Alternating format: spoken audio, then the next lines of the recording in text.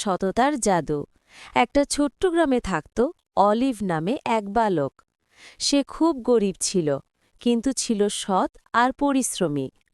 একদিন সে স্কুল থেকে ফেরার পথে একটি ঝকঝকে মানিব্যাগ পেল।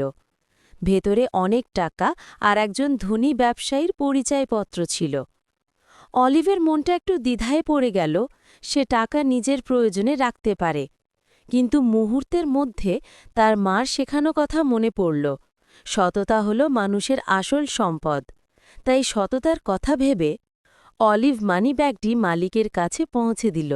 ব্যবসায়ী অবাক হয়ে গেলেন, এত টাকা ফেরত দিতে আজকাল কেউ এগিয়ে আসে না। তিনি খুশি হয়ে অলিভকে পুরস্কার দিলেন এবং তার পড়াশোনার দায়িত্ব নিলেন। গ্রামের সবাই বলল, রাহিম প্রমাণ করেছে যে সৎ মানুষ কখনো হারায় না। তার সততা তাঁকে এনে দিল উজ্জ্বল ভবিষ্যৎ। বন্ধুরা, সুন্দর সুন্দর নীতিগল্প শুনতে আমাদের চ্যানেলটি সাবস্ক্রাইব করুন। আর পরবর্তী গল্পে তোমার নাম দিয়ে যদি গল্প শুনতে চাও, তাহলে কমেন্টে তোমার নাম লেখো। ধন্যবাদ।